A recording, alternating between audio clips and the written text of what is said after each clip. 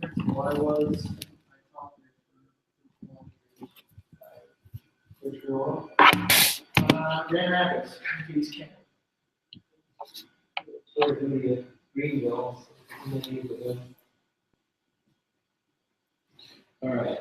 Just so you know, I've got a Hangout recording in the back because we have two people who can't be here this morning. So that's recording and streaming on YouTube right now, which will record it and save it for them so they can watch it. Right. Those who are watching later on the Hangout, I try to position the computer so that you can see the screen and also the participants. So we'll try our best. That first time giving that one a go. All right. Thank you for taking time out, guys. This will be pretty intimate. Let's go ahead and kind of, well, you guys have already done introductions, so you know Gary and you know Chris, and I'm still Mitch. So All right, good. just because October started, we haven't changed. So the purpose of this kickoff is to give you a feel for what the course is going to look like, as well as introduce our first topic for the course, which is automating routine tasks. Gary and Dr. Longer both took course 1. And then Chris is just kind of joining us here for course 2, which is totally fine. We don't need to take anything in order or anything like that. If you want to, what I did on the Moodle course is there's a block that I added called Information for Face-to-Face. And you want to click on Face-to-Face Session 2 Kickoff. Face-to-Face Session 2 Kickoff.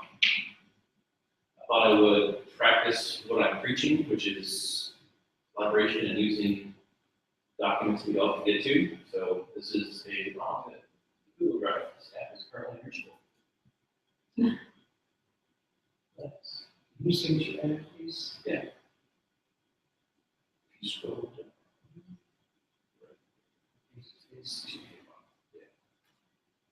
All right. Are any of you able to get to it? Yes.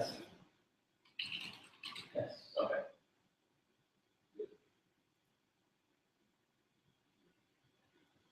So let me see what's going on here.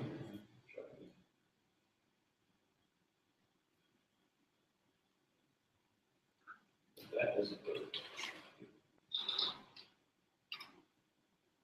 So if you're there, you can go ahead and type in your name, your role, and all that stuff. Honestly, even though we've done introductions, this is just more of kind of modeling how you might use a Google Doc for an agenda at a meeting. So you want to put stuff in there.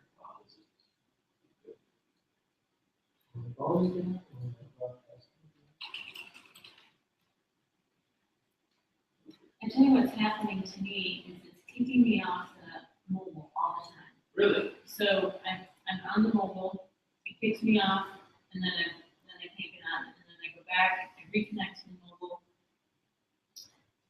and then I'm back on. Okay. It did it. I talked to Paul yesterday about it. It did it like 3 times yesterday. It just did it now too, and I don't know why.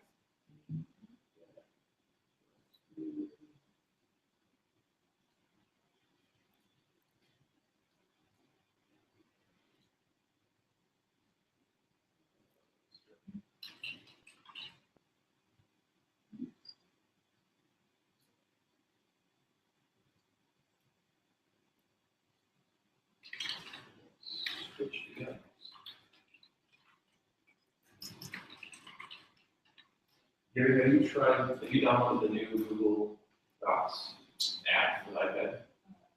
App for the iPad. Yeah, it's pretty nice. I think if you go to the, you can use it the way you are right now, but if you haven't checked out the slides, apps, sheets, and it makes doing Google stuff on that iPad really easier. It's a big, I'll do it. big improvement.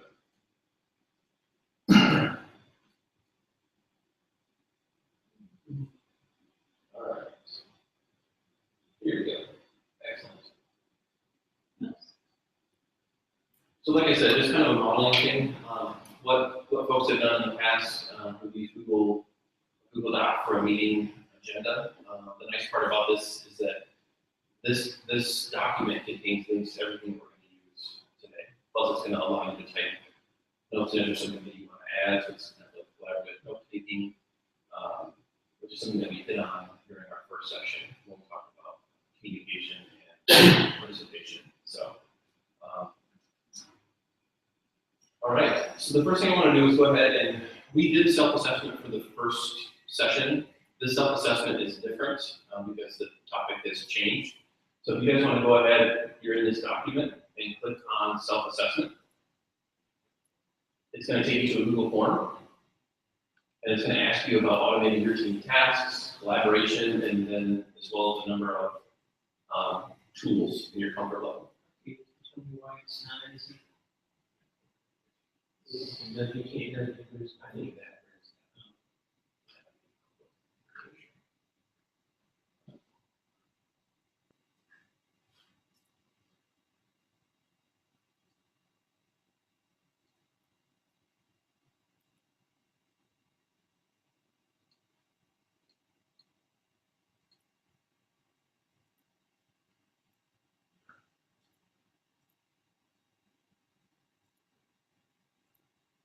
And if you're watching this after the fact on air, feel free to fast forward past the silences or do this yourself. It's up to you.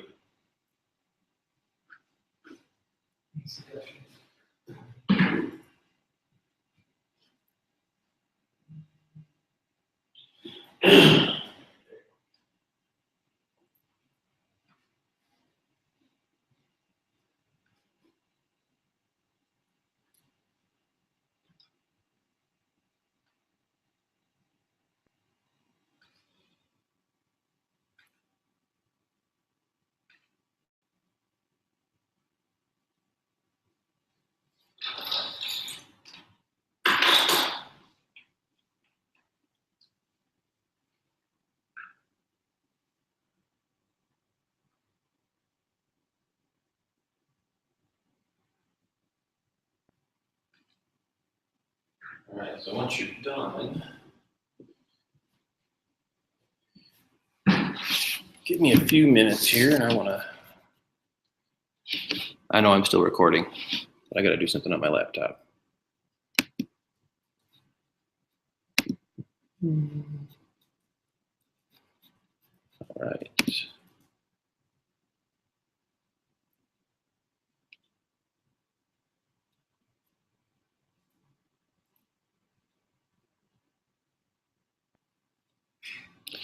So you've just filled out a form, and what I'm actually doing right now is I am running a tool that's called Autocrat, which is a tool that we'll talk about during this course. And what it's going to do is it's going to take your responses and it's going to send you an email with your responses. Hey Jim, how's it going? Good.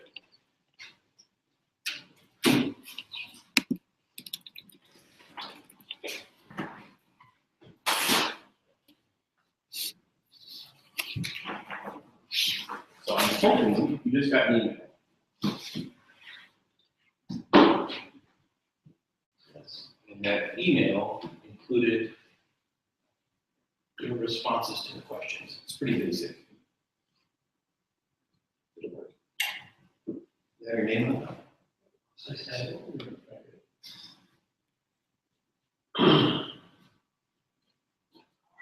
Okay. What's that? No, not to you. If you want to be able to get onto the mobile network. Yeah. Okay. Cool. So you just okay. And just so you know, I'm recording this for two people who can't be here, so if you want to do some shenanigans, stay off to the side. Chris, you need email?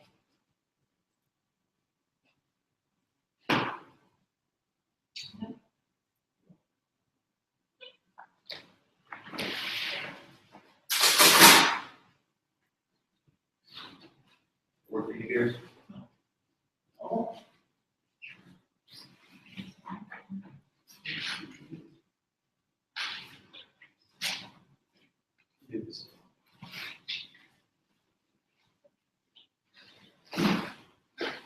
So Mitch, I'm on a phone. Where can I save this? Because normally I would go to my shared drive and things. I'm trying to learn how to use just Google, Yeah. not go to a shared drive. So where do I, how do I save it? So the question was, how do you, if you have a Chromebook, how do you save this document, shared drive?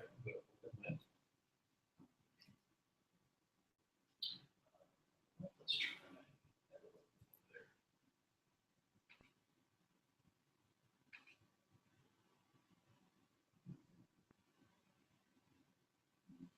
If you don't, yeah, on your Chromebook, if you download it, it's actually going to download it into a folder. Look right down there. Oh, It's okay. You should have files. Imagine, scroll over to it. That there.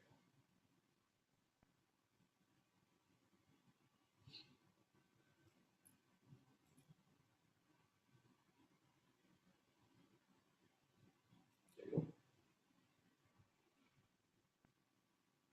So you could move it out of your downloads and into Google Drive.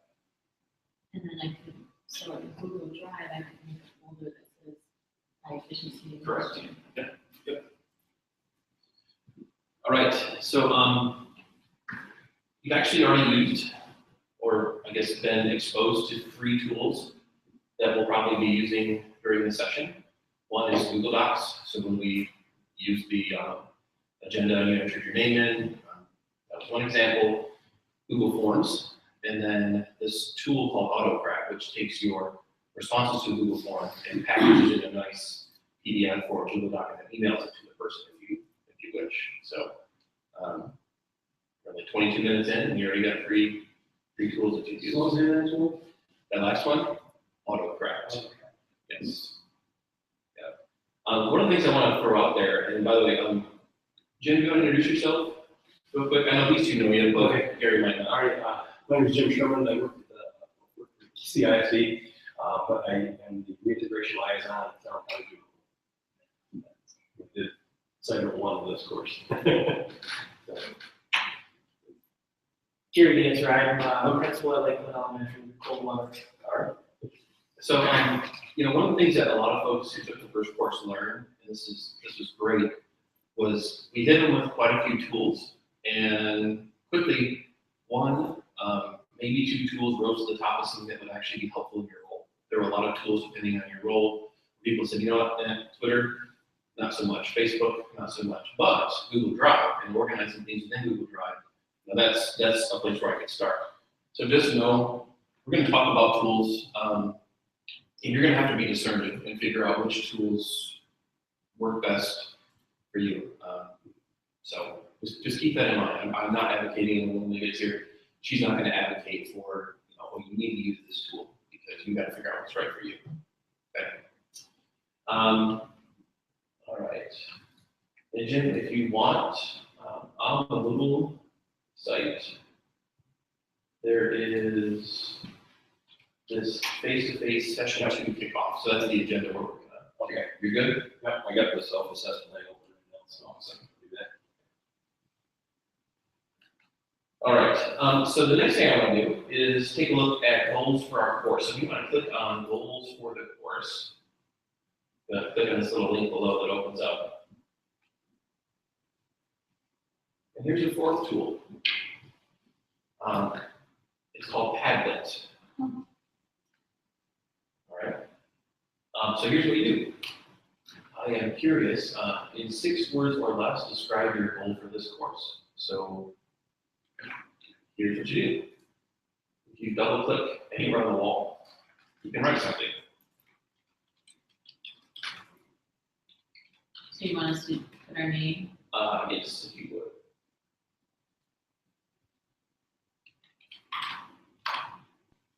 I would like to see if I can run a space. So mine's going to be include sentence.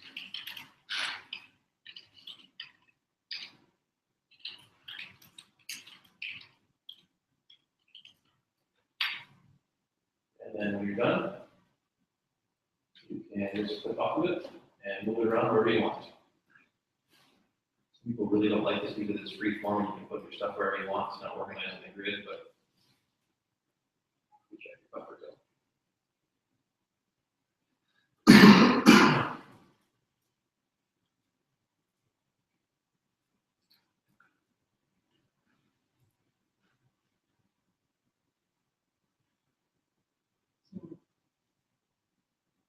just underneath it.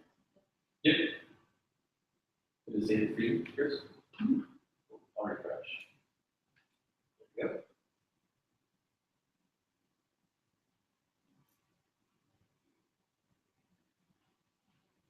Guess I have a hard time counting 6. No. So All right. 1, 2, 3, 4, 5, 6, 7. You did say 6. 9. Okay. I had to. It's a class of 4, we gotta have about 30%. I All right. can take Dory 2 off. There you go. That's what I had to truncate my sentence.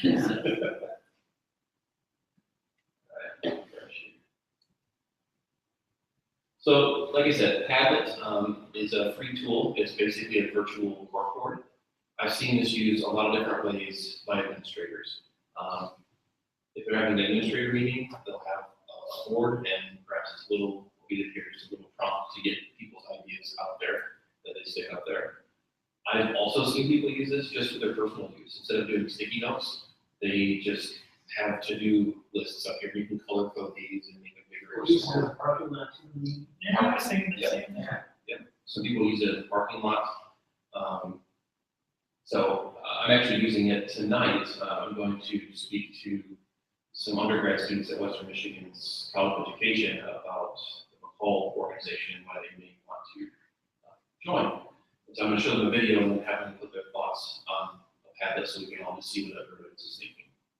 So lots of different ways that you could use it.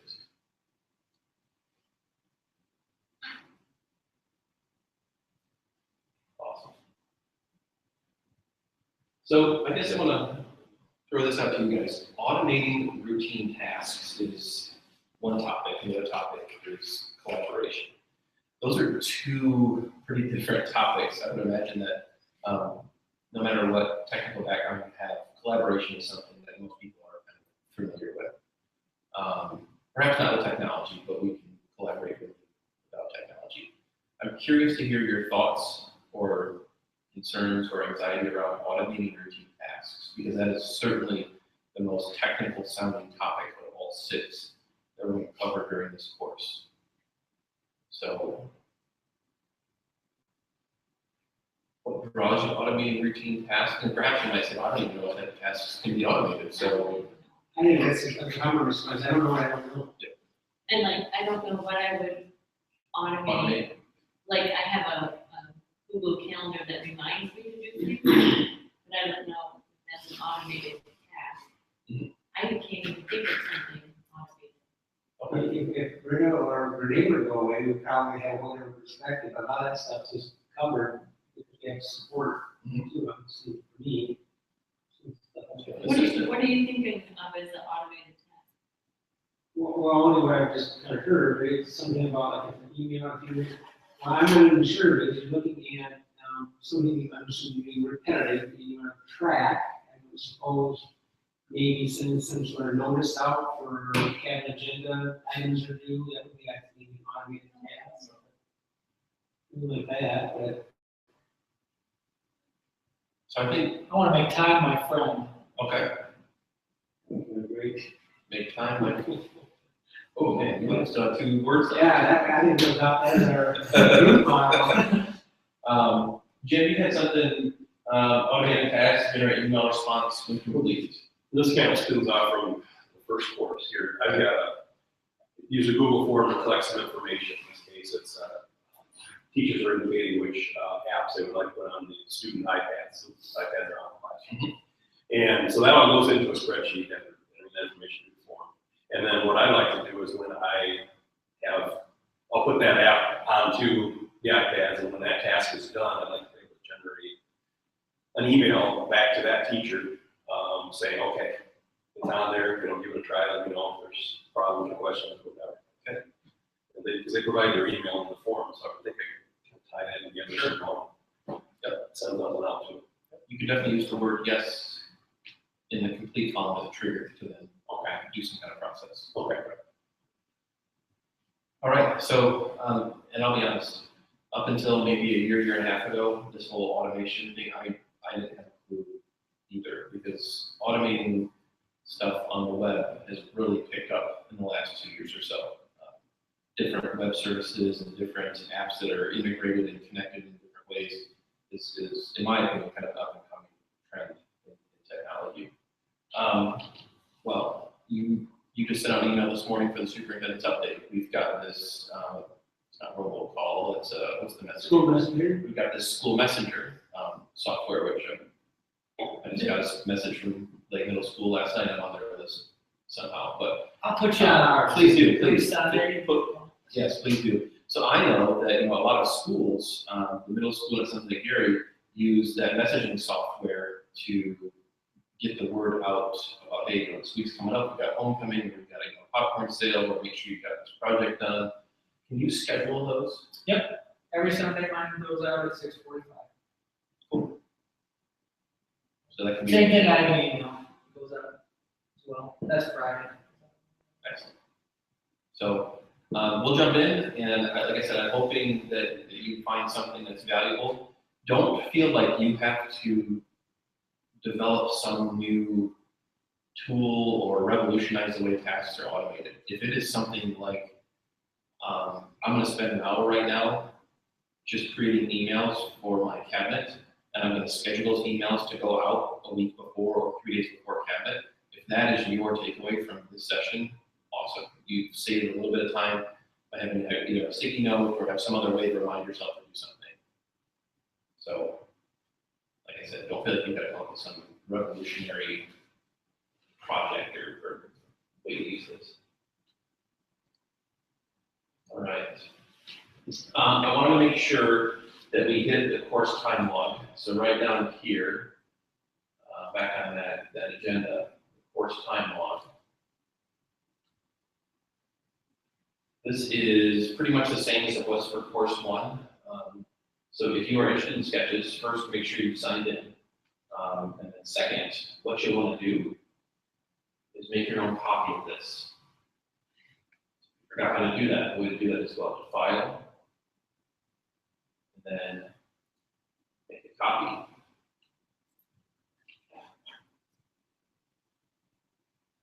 It's going to ask you to name it. I'd recommend putting your name somewhere in there. And then when you click OK, it's now part of your Google Drive. Pardon that, what? Your Google Drive. Will it go just into my Google Drive, or will it go into my folder that I made for high efficiency?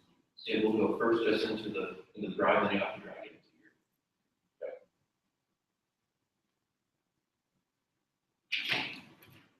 Hey there. You can totally figure out me.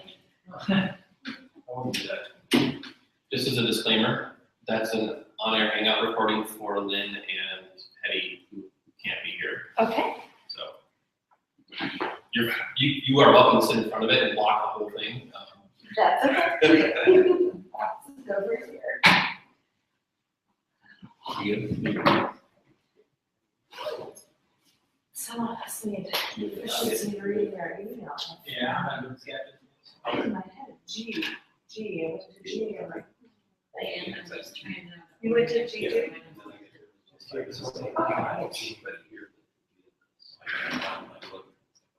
So you haven't been here very much. have you? No.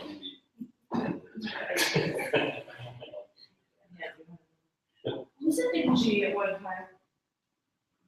Both of us went to G. I don't think it was in G at one time. I saw somewhere to be determined. It was definitely being yes. Totally. It's I'm wandering around like a lost soul this morning. So Melinda, we just did a self-assessment, looking at the sketch form. They've been exposed to a variety of tools so far. We did the agenda on a Google Doc. We've used Padlet, we've used Google Forms, and then they had a response come back to them using AutoCraft. Sweet. So, and I did impress upon them that we're not looking for any kind of groundbreaking, revolutionary automation of tasks. It's something very small that perhaps saves them an email or two once a month. Great. He said they're not alone because he looked at the classes and holy cow. No, he didn't. Just he knows that what's habit for us might not be habit for you. All right. So the course timeline. Chris, I'll just tell you since you have other folks did it already. On that time log, you want to make sure that you put down what date you did that work, and then a time frame. So from 6 p.m. until 8 p.m. So the date and the time. Okay, same disclaimer that you guys had for course 1. Even though this is high efficiency administrators report or session 2, it's still the first time we've done these topics. So please just know that this is a beta course. We definitely it's gonna get messy and we've got to iron out some details. So please, as much feedback as you can. One piece of feedback that I really took away from the first session was checking in with you guys more and having more of a connection online in between face-to-face sessions and Google Hangout, because folks told us that they needed a little bit more prompting and a little bit more reminders to stay on top of their work. So that was some feedback from the first session. Anybody who did session 1, do you guys have any suggestions for, I guess Chris is the only one who will get the suggestions, or things you might do differently for session 2 versus session 1? You know, my first reaction when we talked about prompting, I wanted to say, you know, suck it up and don't do it then, because, you know, you just ran hours or doing this. However, well, what I found was very helpful is to schedule time on my calendar, because even if it had good intention, so even if it was just a prompt about how you do it, it's an automatic response, and it should be worked on either one of your parts to keep us on path. But it was helpful just to remind you that 2 days coming up, you've got, you know, this forced me to stay focused. So that was helpful. And also, that's a good time to, you know. I think too, after our first hangout, or maybe it was the second one that Linda really hit home, that, you know, if you haven't blocked out some time to try to get this stuff done, that's a really good first step. And in the course handbook, I put a few dates that you might want to be aware of. Perhaps you might want to have this done by this date. Those are just suggestions, but you certainly aren't going to want to wait until November 3rd to start this. So, I might be coming in from a different perspective. I'm looking for the one gold nugget. In course 1, briefly, face-to-face, I think it was the first session, Melinda had shown a table of contents for Google Drive. And I use Google Drive with my staff for everything, so they have access, but I found that they had not yet become, and I hadn't become efficient in sharing it, so I would create the folder first, share that, and everything makes sense to go in that folder, and then they have that folder. So I've cleaned that up a little bit, and now with the table of contents, taught them how to star that. They have a link to everything now. So hopefully it's become, so that was my takeaway. Wow, I'm looking for the same thing from course 2, just one takeaway to make me more efficient. Because, you know, that's what technology is capable of doing. Yep. Yeah. So I'm going to show my ignorance. Melinda, maybe sometime you can show me this table of contents idea in Google Drive. It's actually something Troy does that I shared with him, that when he has a topic, he does a folder with everything that he does in table of contents, so he can include links to websites and everything. So like he has a SPAC folder and all the stuff they've created in district links on the table of contents, but also things that are out on websites. So teachers have one landing page that they need, and everything links in there. And he told me the same thing, how to favorite it, so they just go to their star for those things, and they get the table of contents right there. So essentially you have one Google Doc that's a landing page, and within the Google Doc, kind of an outline format or table of contents, you've got links to other resources. So All the you always resources go on back that to topic. page. Yeah, and he has another one he shared a couple with me. Another one he shared with me was his DPPD one. Okay. So it has the links to the forums that they use in district, it has links to the FDEs, you know, their definitions of quality PD and stuff, so when in doubt, if they're trying to schedule something, Wow. yeah, it's right. He made one for data director too. Now it's coming together. Like links to various reports to use for certain Yes, because he purposes. shared with you how he found that workaround that saved a lot of steps, and he Yes. put that right into it. So Gary, that's something you've So that one start landing page just makes things. And I think from in DCIA, when we have our staff meetings, over time, we've moved to Google Docs. We had Google for a little bit, but we have Google Docs. I think one thing that Joe realized was that if we have a folder and we have to keep going back to the folder and clicking on various documents, then the more clicks you have, the more lost time you're going to have. So if you got one page for that entire meeting and everything kind of like this is linked right in that one page, then it saves you time. It was a way for me to try to level the playing field for my team. So if you weren't efficient at going back out of the drive and the folder, searching. Well, there were some team members that were really good at accessing what they needed to access, and other people were having a huge difficulty.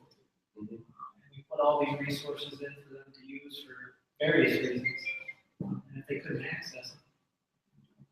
Sure. Yeah, so technology can get in the way sometimes, That was great. without a doubt. Awesome. Any other suggestions you have for Chris or anybody else? I was just thinking that, because I was wanting to mention that maybe some check-in or a check-in somewhere there along the line. Because I thought, maybe somewhere in the middle, once people kind of had formulated what their project was or what they were going to do with this, maybe put it out there and kind of let people know what they were working on. Because I ended up, my project kind of dovetailed with Eddie's, my supervisor there. And since that last meeting, we've put the two things together and have kind of, not really rolled it out yet, but shown it to the staff at Star over there and said, here's what we're thinking. And like I said, we had communicated, at least not on this, not for this course, up until, right at the very end, and then it kind of all came together with that. So I just thought maybe somewhere in the middle, I want you thinking about maybe we help each other or say, hey, this could work, this could go together or something. So whether that's Well, so it'd be a little bit critical of us, since collaboration is another topic, to not have somebody get that information out and potentially collaborate on. So, but I don't know if it needs to be a face-to-face or a hangout, or whether it be just a document that we share, everybody could key in what they were doing and look and see what was there, or an entry on Moodle or something. So I think, and that's one thing that I think we could, I know I could do a better job of compared to the first session is, so we've got this automation possibilities glossary, just like we did in the first session, where we're asking folks to go in and provide two possible ways that they're going to automate a task. And so perhaps a reminder to folks, hey, if you haven't checked out what people have put up there as possibilities, that might be a good. Maybe using the news. The new speaker. Yeah. That's a great idea.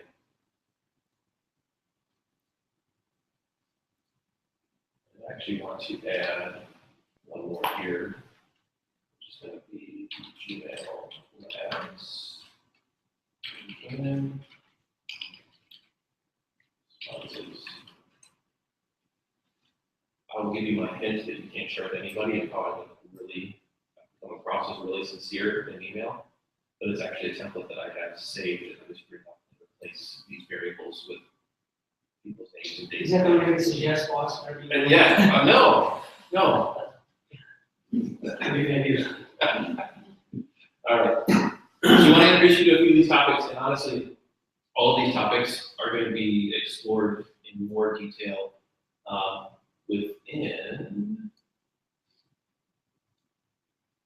this book, Why Automate Routine Tasks. And this is really going to be the bulk of where you're going to hang out in between this face-to-face session and the hangout session.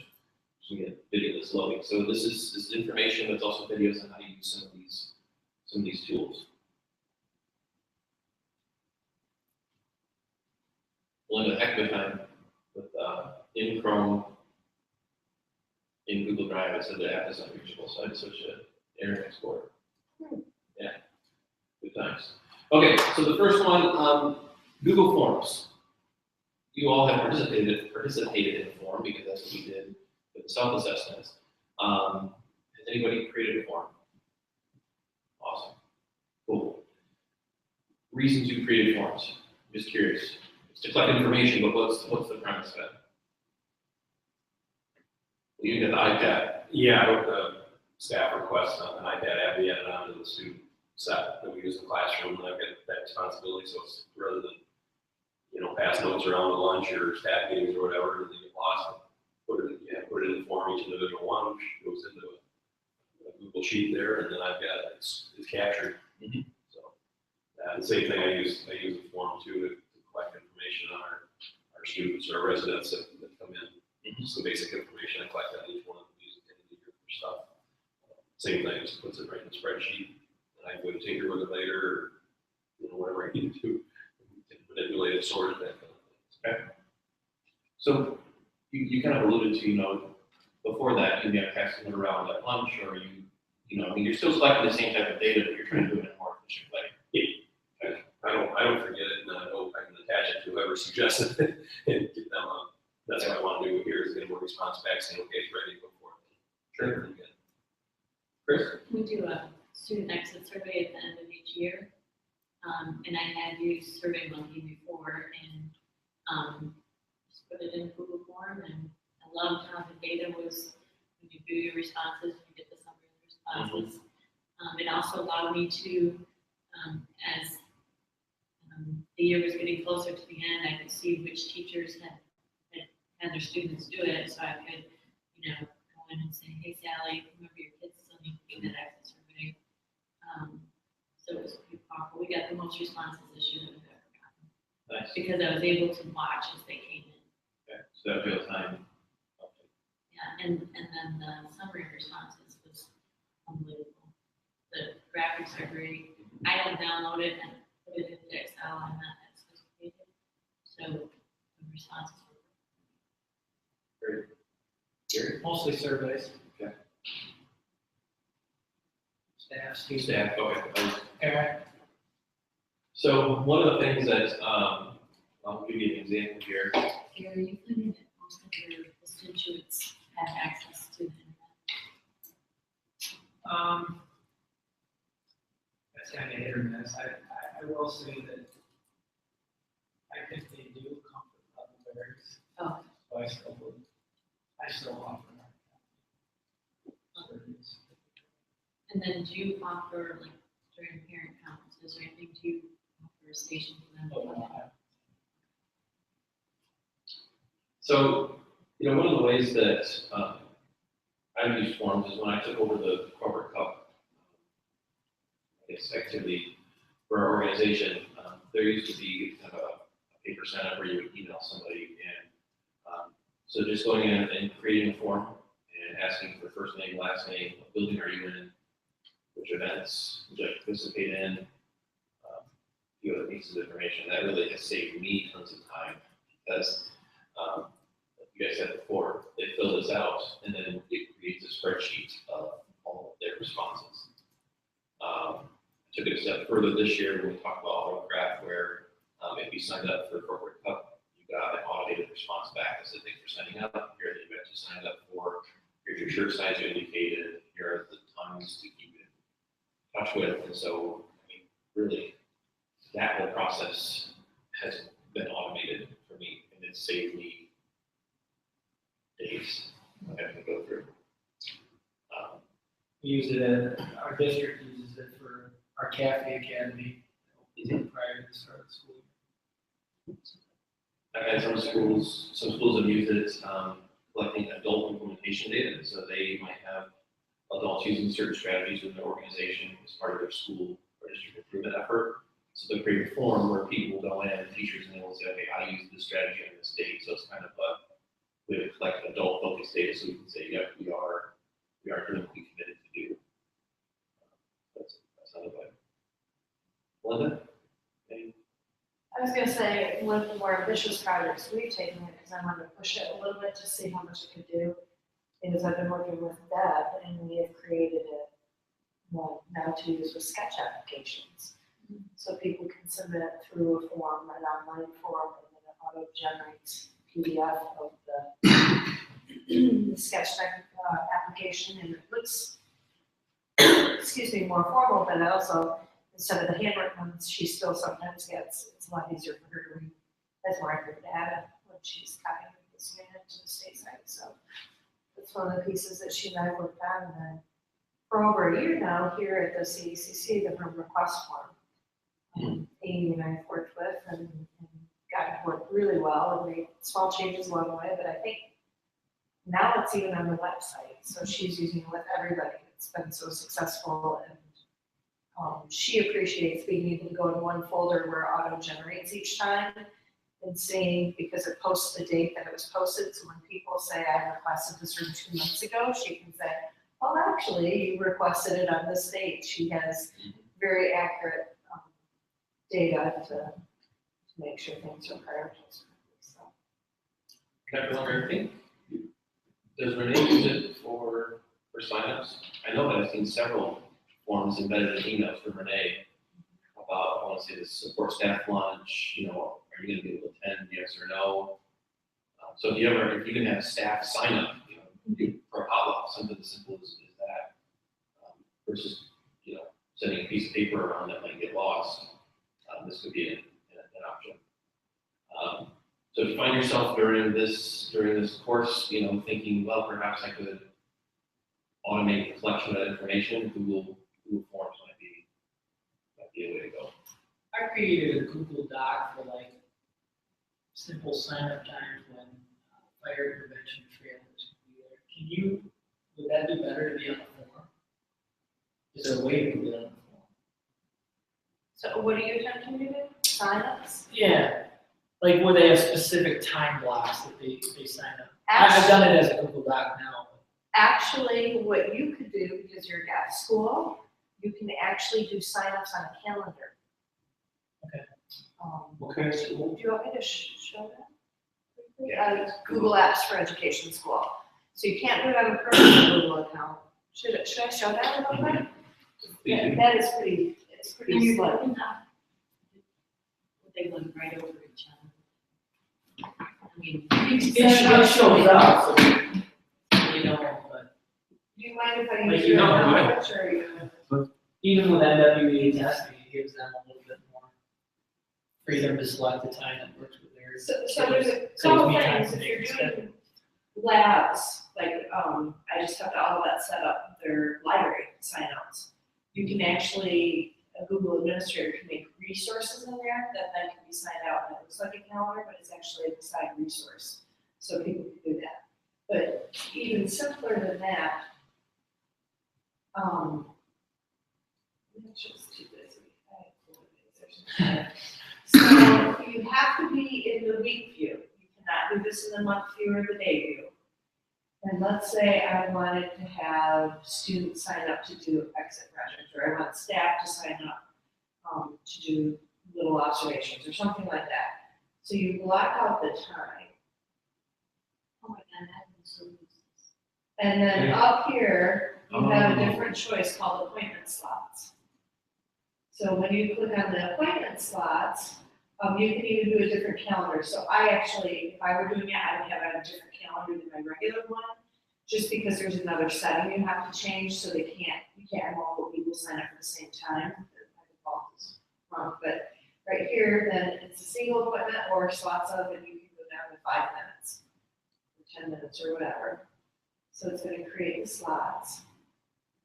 Now, when I go into the data with this, I have this link here, and this is the link that I would share out to have people sign up. So if I send that link out, it shows all those incremental times, and they can pick one, and it blocks out that time when they pick it, so nobody else can pick it. So, oh my God, this is great, because I do budget meetings in December and I have a sign up sheet on Carol's desk, and then she puts them on my calendar, blah, blah, blah, blah, so I can just do You this. can do this and share that single link out. How does Renee set up cabinet? Does she just email you time, you just accept it or reject it? So you guys don't pick time slots. So this wouldn't necessarily work for that type of meeting.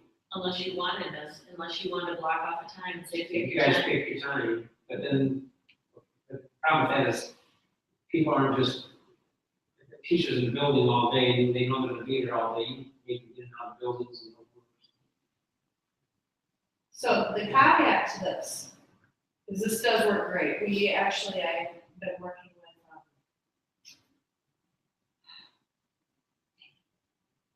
Used to be your CAD person. Yeah. Who used to be Mark, CAD? after. Mark and I worked with this. Right.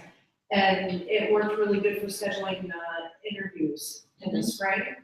The caveat is this calendar has to have a different setting on it. So Mitch, sorry, I'm gonna put You're your good. calendar setting. Leave some stuff. Not gonna delete anything. There is.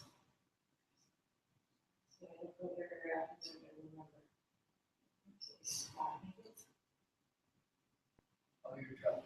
I am in trouble because I can't remember where it is. Okay.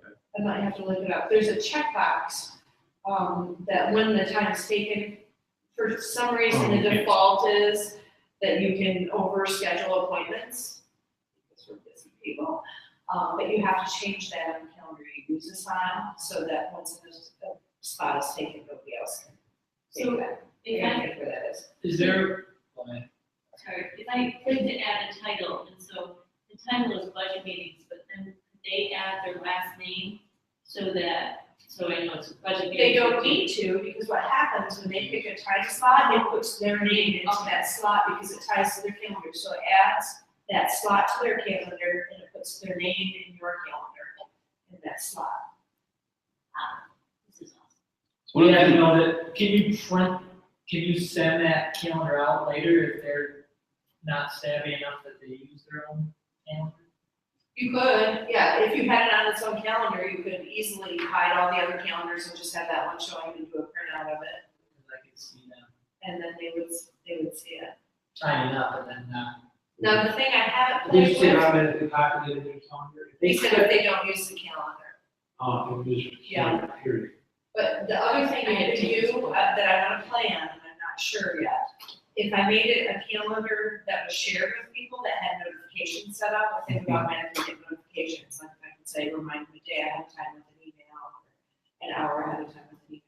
That's the next step in it, that we wanna play with it to see if it will do automatic notifications. Can you play with the times at all, or is it automatic half hour, half hour, half hour? You can't really play with them other than to, those are your choices right now. Okay. 5, 10, 15, 30, 45, 60. So like he needed 20-minute slots, I think, so we went with 30, so there was a 10-minute transition time in between. So, yeah, you can't. But this is new too, there's a repeat now, so you can repeat it on multiple days. So if you want to do it for over a week, you can set this in time slot over a week. So I thought about this last year when I had. I deleted that off of Oh, there, so. no problem. When I did, in Gary, the high efficiency administrator, sorry, that's this year, the data journey PD. So I had to go meet with quite a few principals on site because it was a job embedded coaching type PD. Is I was trying to figure out a way to share my calendar with folks outside of our organization and say, hey, look at my calendar, feel free to pick a time and let me know, what works for you. So this was one option that I looked at. But that was a very specific, It won't work with people outside your organization. Yeah. which is why I had to limit another solution, which I'll share with you. Because Gary, you remember that? I mean, I sent you, Yeah. can you look at my calendar and Yeah. put something on there? Right. Thanks, Linda. Cool. Sorry to. So, how can So I don't know if we're supposed to do this, but I just added that to our list. Yes. Yay! So we're supposed to do that? you were, I just put definitely.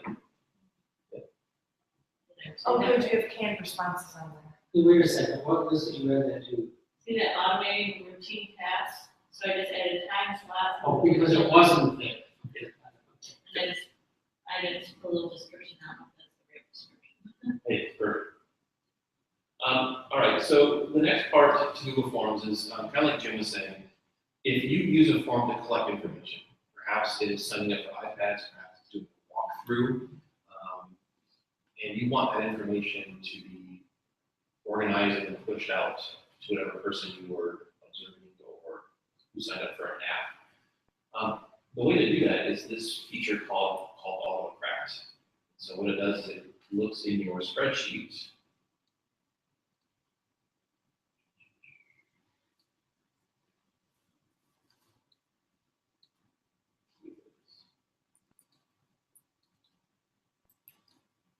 it looks in your spreadsheet and it delivers these responses to whoever completed the form. Now, I don't want to scare you away from this, but I will just put the disclaimer out there that Autocrat is one of the more technical tools that we're going to cover during all three of the sessions. Okay. However, if you really have a need to get information you collect via forms to somebody to fill the form out automatically, it is amazing. It's an amazing tool. So without getting into too much detail, I'm going to kind of show you how this. I would like you to go to the right. Good. So what I had to do is I had to create this template. So this could be something if Renee wants more information on, we can talk about it. Or Rita for that matter. Has anybody heard of a mail merge? So mail merge is kind of an old tool that's been around. If you have data in Excel spreadsheets, there's a tool in Microsoft Word which will allow you to pull the data from that spreadsheet and create a nice little form using data that's in the spreadsheet. This is like that, but kind of on steroids. So what you, Can I just interject? yeah, please. If you've used mail merge in the past, there is an add-on that does mail merge from the spreadsheet. So there's a lower level that's just mail merge. This is called, Autocrat. But this Oh, is this is Autocrat continuing. where it does more than just merge some data into an email. So what you can do, this should look pretty familiar because this is what you received when you click submit and did your self-assessment. However, it looked a little personal because it said, hello Terrence, or hello Chris. Well, that's because in the tutorial that's on the Moodle site, I'll show you how to do this. I use these things called tags. So tags are text that are inside of these little carrots. So it's those little carrots that tell the program, hey, this person wants to put something inside of these carrots, and it's going to come from the spreadsheet. Okay. So what's nice about Autocrat is it walks you through connecting the data in your spreadsheet to the spots on your document that you made. Okay.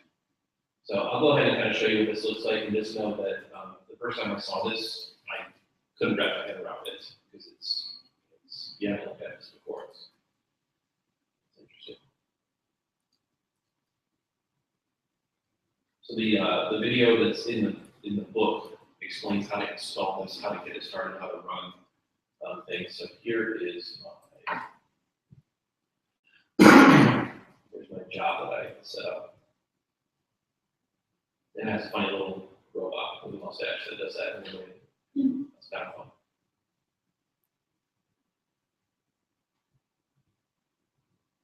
So the first thing that Autocrat wants you to do is to pick your template. And already I just showed you my template. That was a Google Doc that had those little tags. So I picked that. Once you select it, it looks at that template and it finds anything that is inside of those little tags. So it knew that I had the word name, autumn, collaboration, filter to do it. It recognizes those. And what it asks you to do is map. Okay, you have the word name in your template. What piece of data from the spreadsheet do you want to put inside there? So I use this little drop-down menu and I say, oh, first name. Because everything over here are the pieces that come from my spreadsheet here in the background. So I just went through and I merged those and said, hey, it has the tag Todoist, but I wanted you to put what's your comfort level with the tool called Todoist. That's the first step. It's saying I want you to take data from my spreadsheet and put it in here on my document. This last part is really kind of where the whole on steroids part comes in. It allows you to save the document that is created automatically. You can save it as a Google Doc or as a PDF. For you guys, obviously, I chose to make it a PDF because that's what was attached to the email that you received. What's cool about this as well is when it runs this, it actually creates a folder for you in Google Drive where all of those PDFs automatically are stored.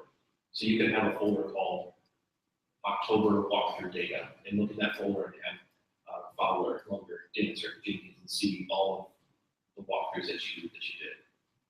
I'm not going to get too much more into this because, like I said, this is a pretty technical tool. And this is just to give you kind of an intro to what you're going to learn more about during the course.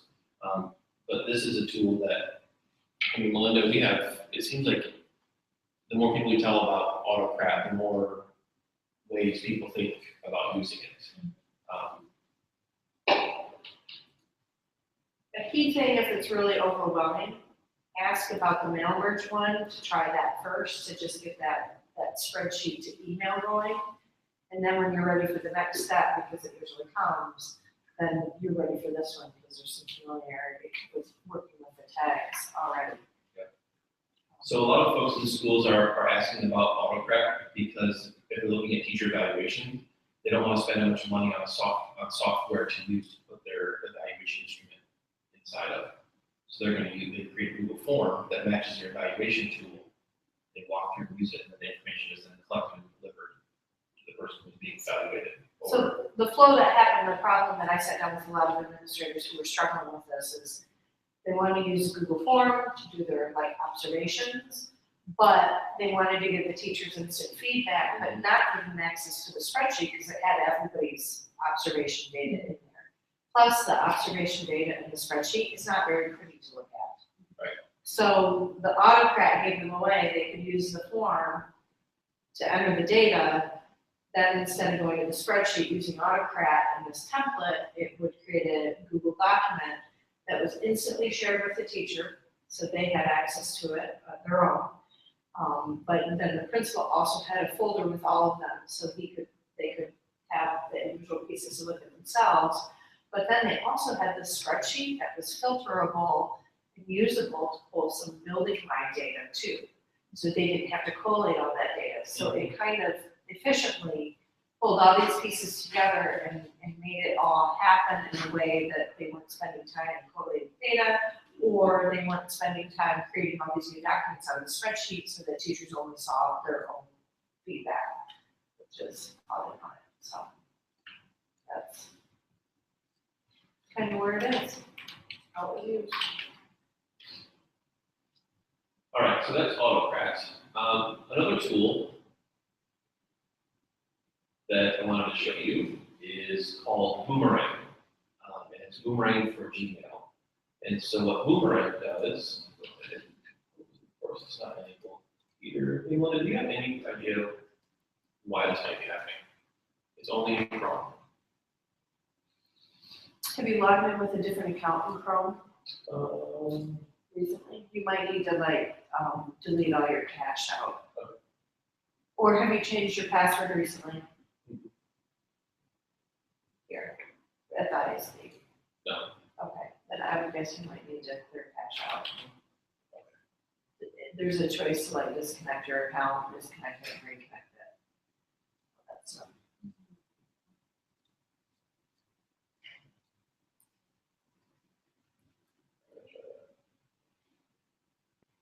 So what Boomerang does is it allows you to do a couple things. One, it allows you to schedule emails to go out at a later time. I think when we used Outlook, we had this feature was built in.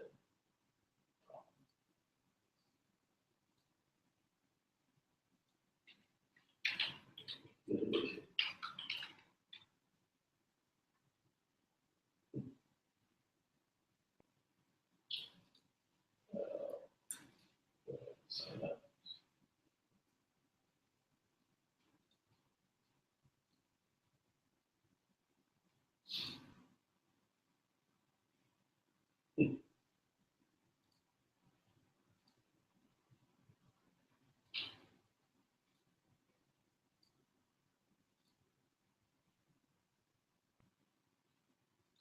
What that idea? I have no idea, I've never seen it. It's Firefox. I see it all.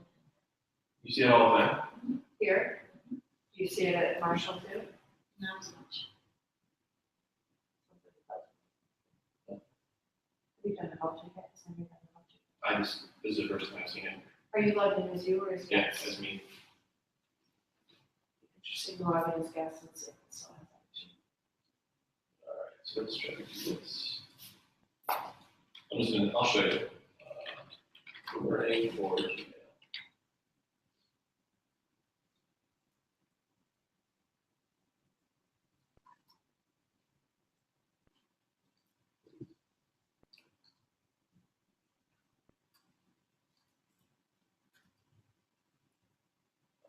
So try to verify.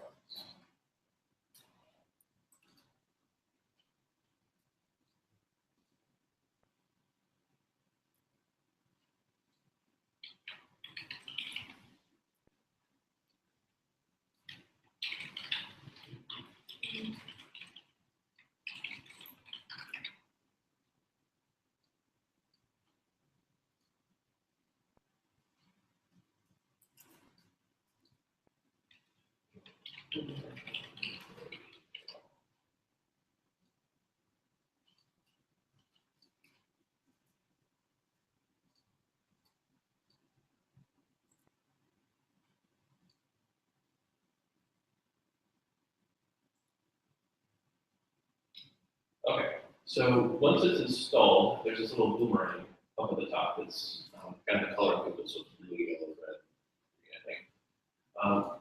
What I would like is now when I go to compose an email, it adds this little row down to my email that I can compose. So I can compose my email, and I've got a few options. I can click the red button to choose to send it later. So here you've got specific time, week, you can choose when you want it to go out. Good question, what would you use this? So I would use it for, if I had my team, so if cabinet had to get information into the board docs, the Friday before meeting. Right. So you don't have to worry about what the response says, it's not just responsive, you just simply a communication anytime, simple. Right.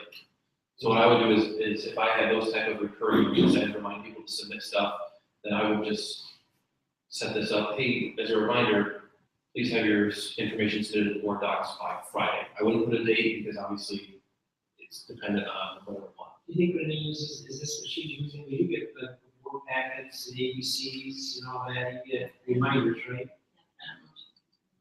But I do get. If they look at the automated, they'll do the reminder.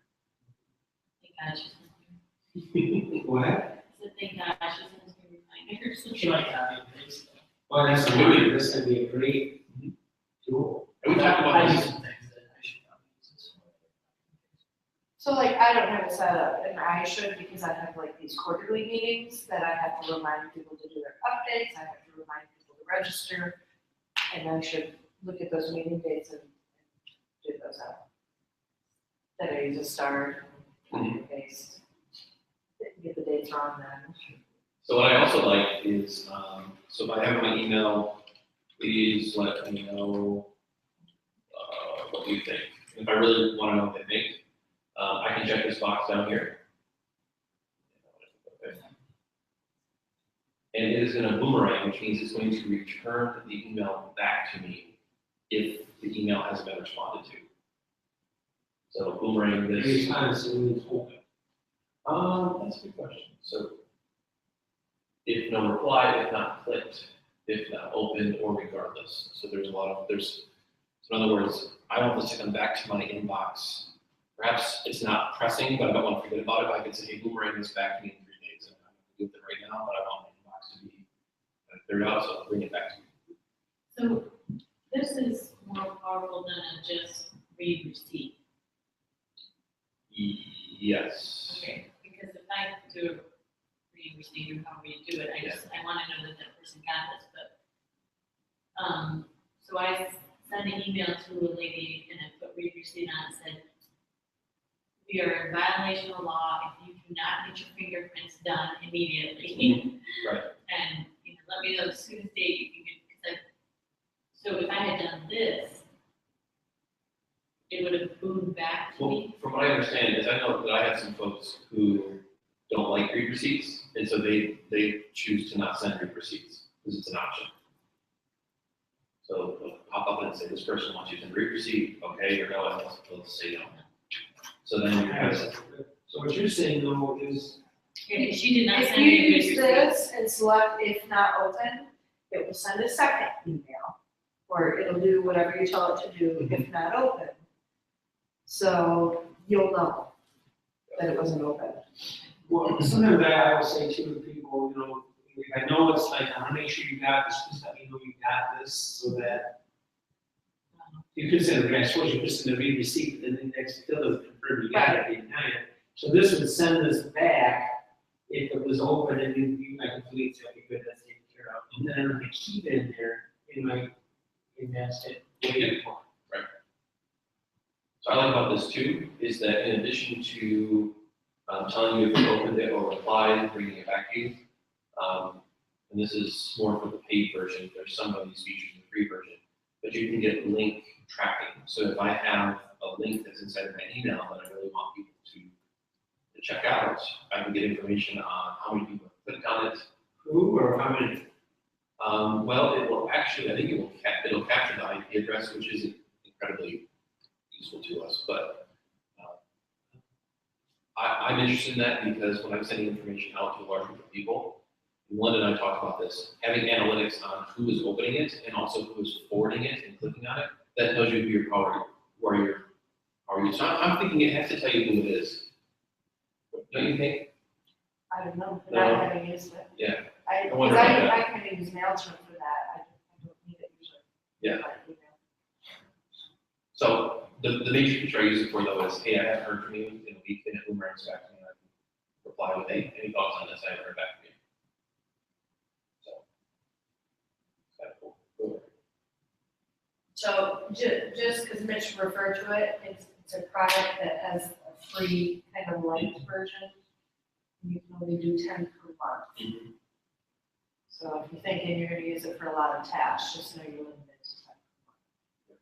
So you got to do for it. Or you have to pay a monthly fee to go. Melinda, would you like to talk about Gmail filters? Sure. I don't have a ton.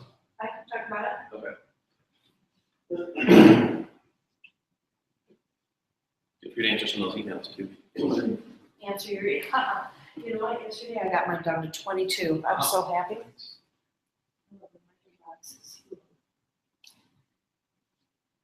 So, actually, one of them, I'm gonna show you a trick that I learned in Meet.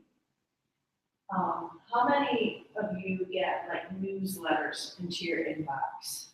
So you've signed up for like professional newsletters or, ASCB, those types of things. And they're things that you really don't want cluttering up your inbox if you're like me, because your inbox is kind of your to-do list or your to-deal with list. But they're things that you want because you get value from it when you have some open time to actually go through it. Okay? So that's just one example of where you might use a filter. So in email, when you go to your settings, there is an area called filters. And what a filter does is it allows you to actually filter your email in some way. And there are a lot of different things you can do with it, but this is a trick that I never thought of at a meeting, and the guy showed it, and I'm like, oh my gosh. Then I'm not going through and deleting all these things that I might want to read at some time just to get them out of my inbox and move it out of the way. So I'm going to show you that example, but we can talk about other ways to use it afterward. So when you're in filters, you create a filter, and it starts like this, and these are all the options you have for creating your filter. So you can say who it's from, you can say who it's to, the subject, so like to, if you get from a group, a listserv or something. And so it's addressed to the listserv. For instance, I get to an Apple listserv. So whenever I get anything in my inbox that's to that listserv, it goes to a folder. Because it might be something that I need to reference later, but I don't want to spend my time opening them and moving them during the day. Can be the subject, has the words, and doesn't have. So if you get like these newsletters and you get a whole bunch of them, all those newsletters at the bottom have directions, because by law they have to, on how to unsubscribe, right? So if you do has the word unsubscribe, it's going to look for any email that comes in your inbox and look for that word. So this is new, they added the variable size, so you can delete people like that. Okay, so this right here is a preview, you can test it. I'm gonna that test well.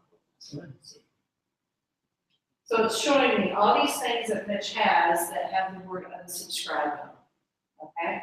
Now you'll notice it pulls some of these up, these Google Classroom. So he could say, don't have the word Melinda, and then it would pull those out, so I can kind of refine the search. So what it's actually doing is searching up there, so I'm gonna go back and that's, so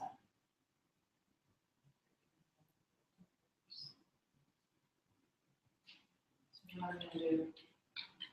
So that preview is kind of nice just from the standpoint of, I don't want to do it now. And I'm gonna create a filter with the search. And then you have all these choices of what you can do with those search results. And you can do as few or as many as you want. So you can skip the inbox, just archive it, so it's saved back there, but you never even see it. Mark it as read, so if you're a visual person like me, and the bold ones are kind of your to-do, it can mark it as read, so you can skim through that and it's not as important. It can star it, so if you use a starring system, excuse me, it'll star it, so it goes in your starred emails. So for instance,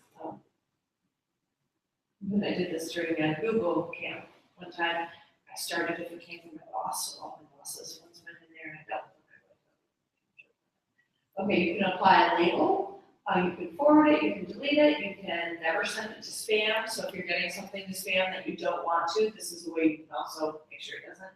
You can send a canned response. So for instance, I might have a filter where if it comes from a certain person, I can send a canned response to that person. Always mark it as important, never mark it as important, or categorize it. So in this case, that I'm going to categorize it.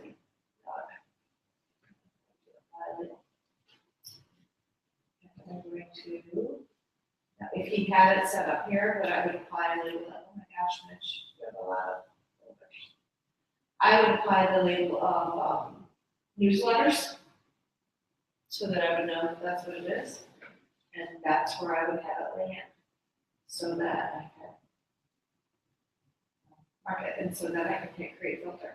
Now this checkbox at the bottom says apply filter to zero match conversation. So if there are any conversations sitting in your inbox and you check that, it will take care of the ones that are already in the inbox.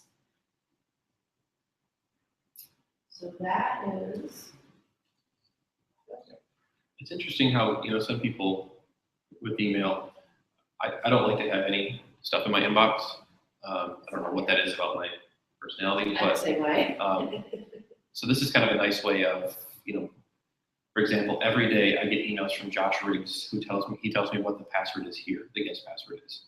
I think I need to set up a filter so that all that stuff just goes into a Josh Riggs or CACC password folder. Because every day That's what I've set up to archive. So then, like when I get here, I need to find it it's a good idea. to get on. I also get emails every night from data director that tell me if the information has gotten there safely or, it's there completely. Cool. So is that, any questions or any thoughts? Can you see any uses for filters? Some of the email in there. The nice thing, you can play with them, you can always go in and turn them off. So you can get them off, but preview button is the best, so make sure you're getting what you want to get.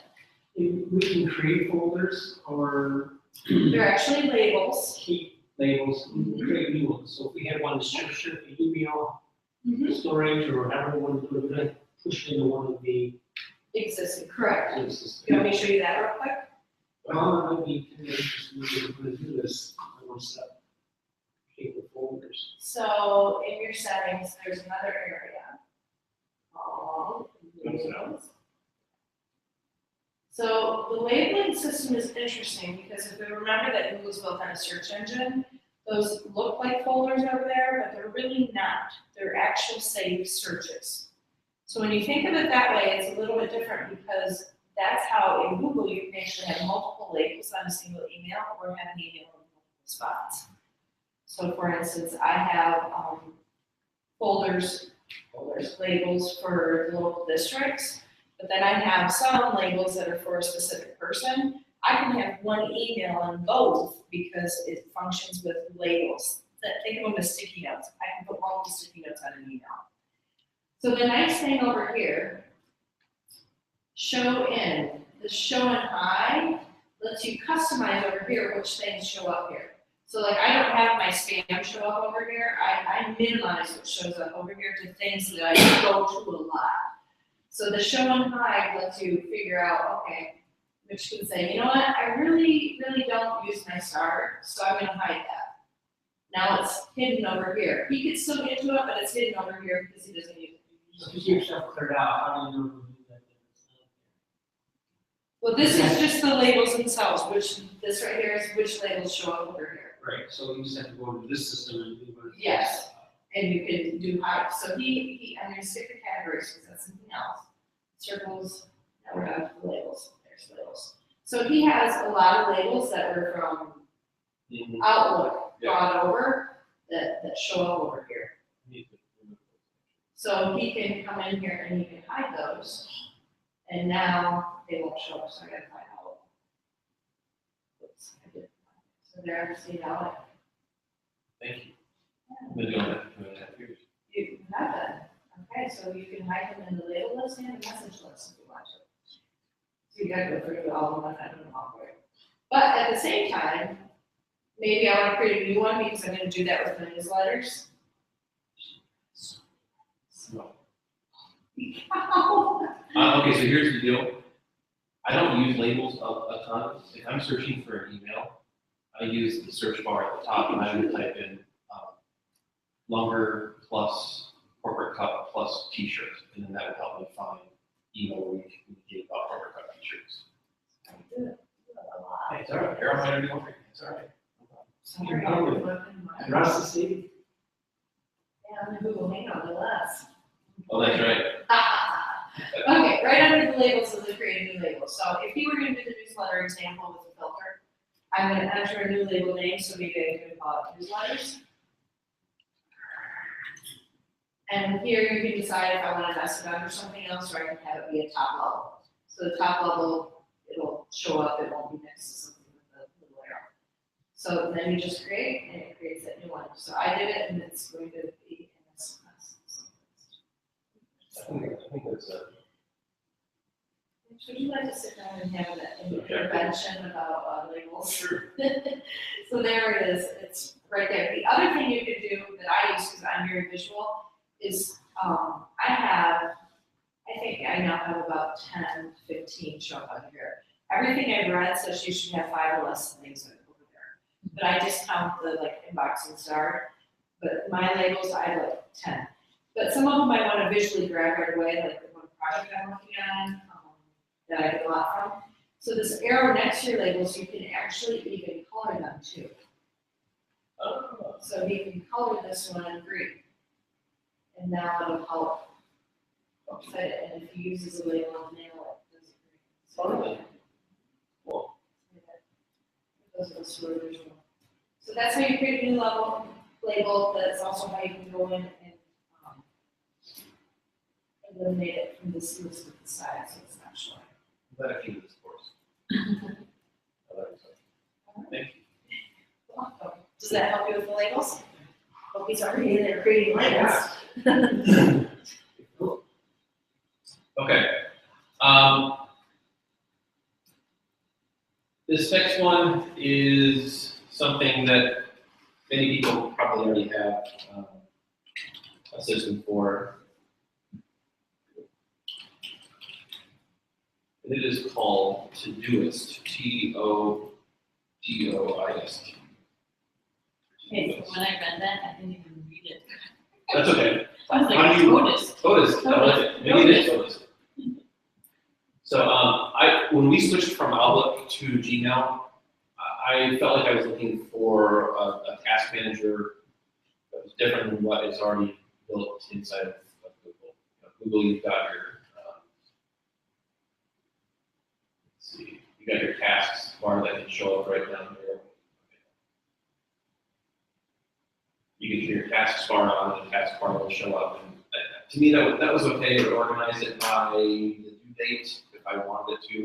If I had an email come in and I wanted to add that email to my task list, I could take that email and put it on my task list. That was okay. The reason that I would search for something else though is that I didn't find that was great on the phone.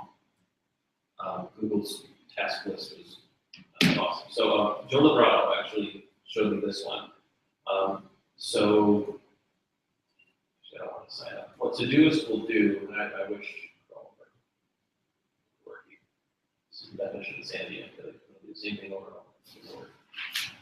What you have to do is install. It'll put a little box right down here, and it's a task manager. So if you get an email that comes in, or you have a task that you need to complete, you can add a task and a due date.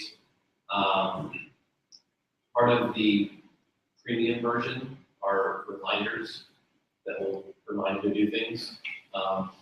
You have to download it as an app. Yes, that's what I really like about Todoist is the mobile version. It's easier for me to add tasks on the fly.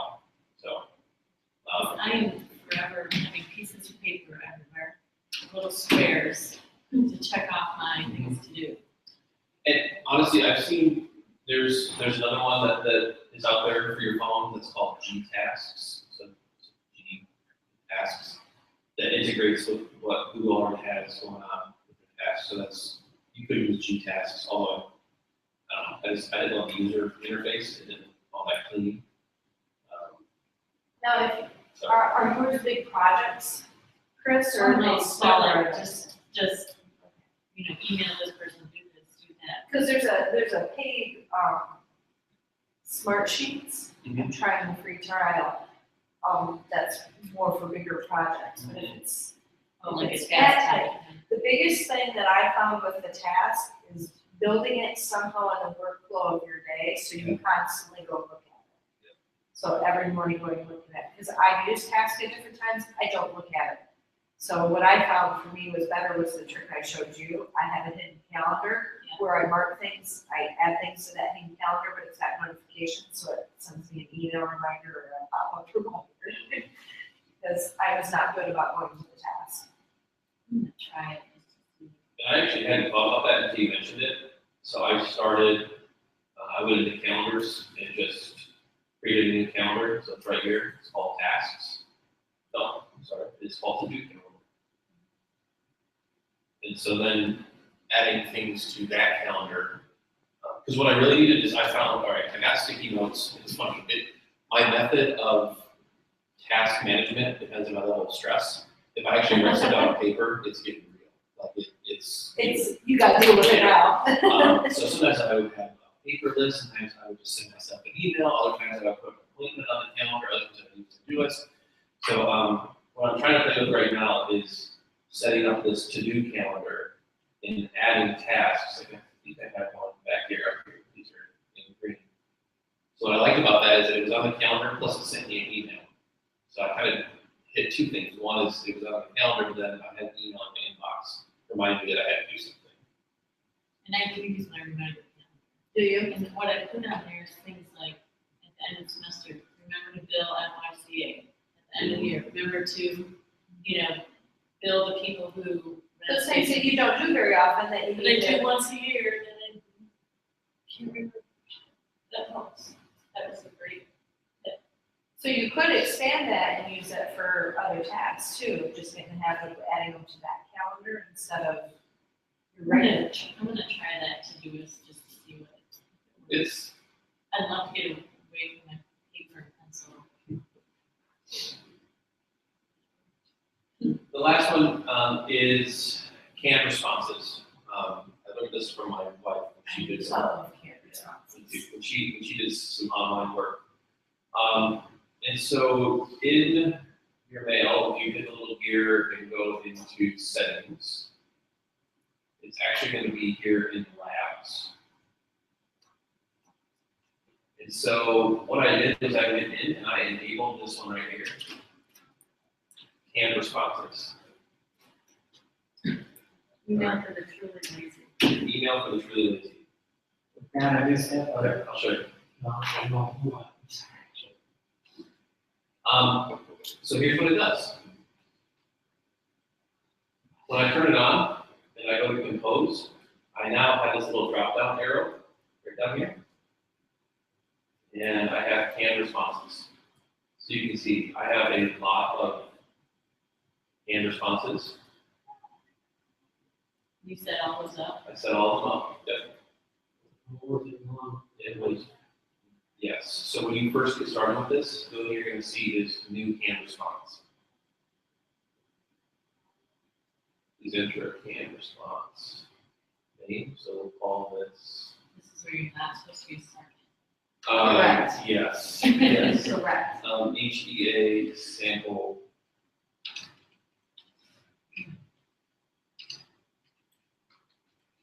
Response. And then what you really do is you draft your email. And Actually, you draft it. You draft it then you first, save thank it. you. Yeah, Yeah, you draft it first. hello, so I typically do hello.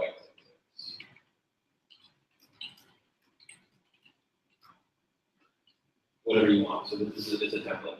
So you have it and then what is correct. Then you go ahead and you click new canned response. And it'll ask you for.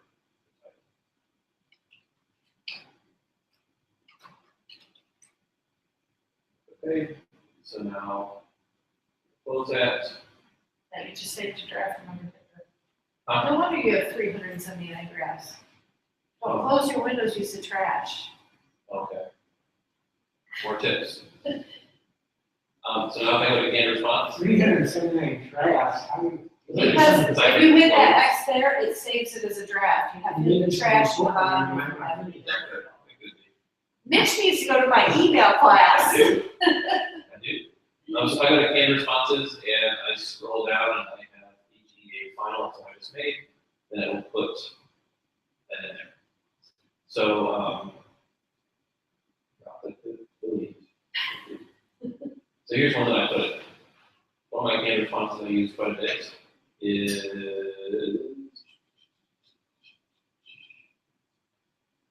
welcome key contact. So if we get a new curriculum director or a new tech director, they're kind of the point person for the new director.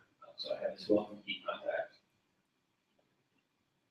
And so in here, I'm going to update this because this one's Dan Hubble, who's at Harvard Creek Schools. What I typically have here is hello XXX and congratulations. See, you know all my secrets now. This is funny, I'm working on this. It's going to look like it's really sincere, but congratulations on your position with, and then I typically have XXX. Okay, so then there are a couple things I put in here. One of the things is a caution I'm listening to, and I gotta be careful how much you customize, because how many times do you see some of these out and it said Enfield Public Schools, and that was really hard to preach, so you gotta be careful. So what I do, two things. One is I make sure if I have those areas, they're all at the top. I make sure I don't have anything that needs to be changed to from amend it. about the second line down. That's a But good that's idea. all the same, because I would save myself time if I'm spending time going through trying to find work. So that's mine.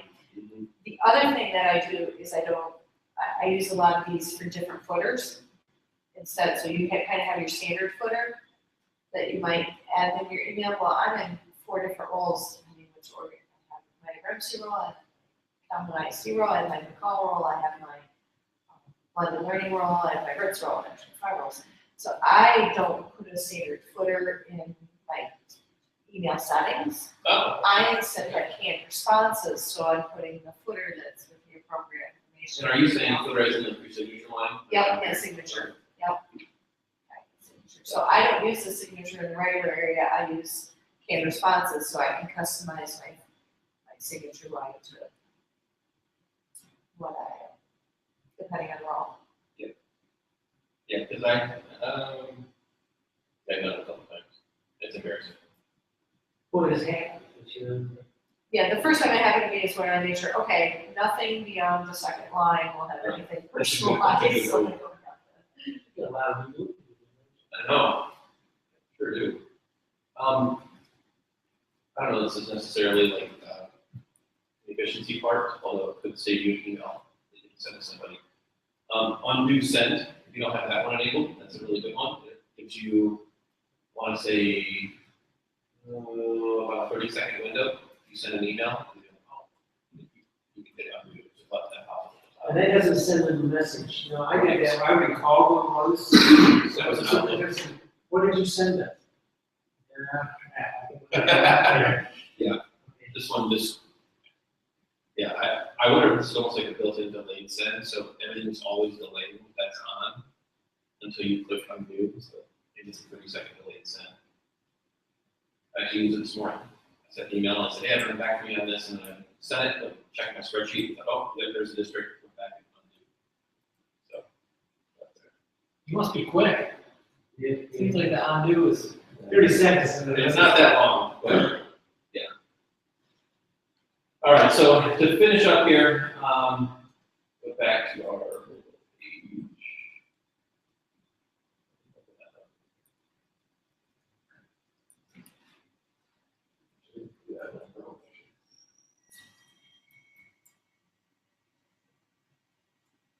So coming up, if you leave,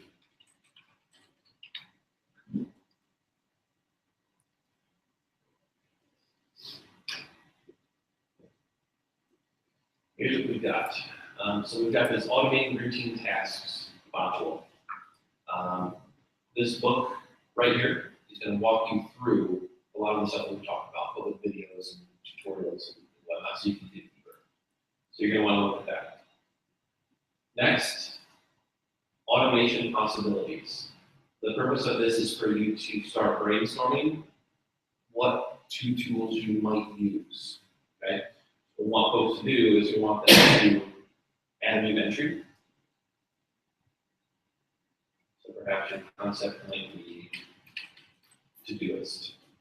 And then your definition is really definition, that's how you plan to use this. Just brainstorming, you're not locked in here. And then when you're done, you can click Save Changes, and that will allow other folks in the class to see, hey, Dr. Bunker is thinking about doing this, or Chris is thinking about doing that. So I kind of get to what Jim was mentioning with seeing what other people are thinking about doing. So that's the automation possibilities. Next, we have a planning document. So the purpose of this activity is to help you think through some of the details. Once you land on one of those 2 tools that you're going to use, what's your timeline? What type of tasks are you going to target? Which tool are you going to use? So these are all questions to consider as part of implementing that new solution. We also have here in the resources this link to automating routine tasks matrix, which will be used in the previous class. This is important because it's We need to get a help to really on that solution sense. That is awesome. So what I did was basically, in looking at this idea, we had email, survey data collection, tasks, and I put life down here. Yeah, this is just honestly probably going to be for fun. If you haven't checked out IFTTT, I think I have that in this. yeah. Just kind of a little check out. These are all tutorials on the tools. So you've got tutorials in the book that you go through, but then there are also tutorials here with 2 different places to get information. So we, having help us determine what we want to do, right? Or will the coursework for both be really the biggest features for everyone? This is the biggest feature. I think the book will give you, if you get through the book, that'll give you an idea where you want to focus. So what we wanted to do then is have you answer these questions, either in a Google Doc or a Word document, and then you will click Add Submission, and it will allow you to upload your. What was the deadline for that? This was kind of a self-imposed deadline, and I think on the course handbook. Look at what I put for the dates. On the scheduled part of the course handbook, I put by October 15th. Might be good to have that posted. Not a due date, just a recommendation.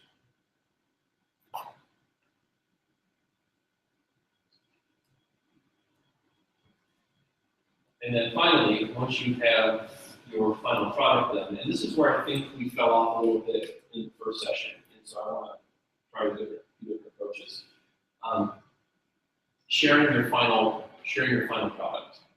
So you've gone through, you looked at the book, you considered what tasks you want to try to automate, you have an action plan that you've created, but then this is a place where you put subjects, let's say, follower, automate project, and then a message for this portion of the class.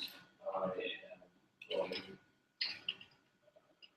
have implemented in X tools. This is kind of a description, or if you have, I suppose, this is tough, automating routine tasks, you're not going to probably be able to share a link to a product unless you create some kind of Google form, you could share a link to Google form. But this is kind of just something you've landed on your automated routine task, share that with the class.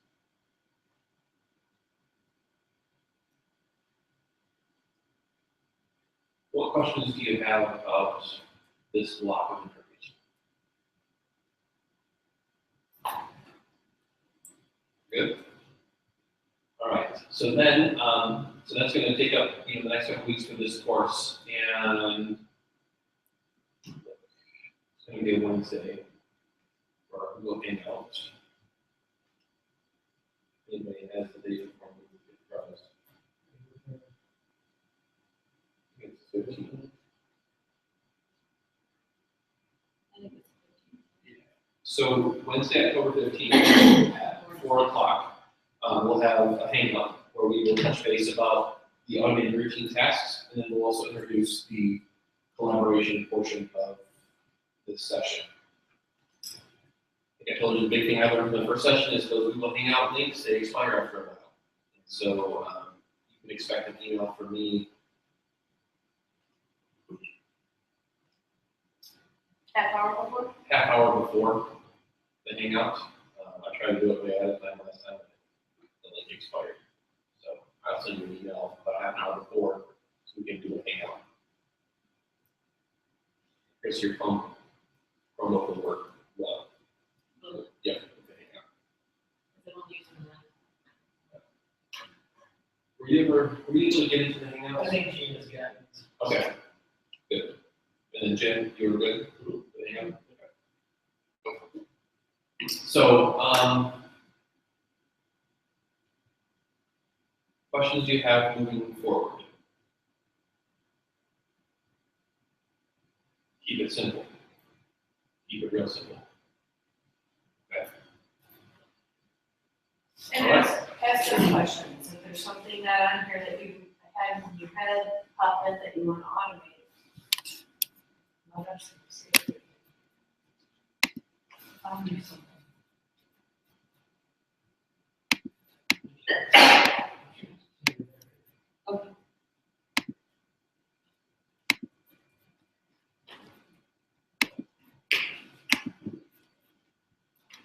Gina, do CEUs. I am not.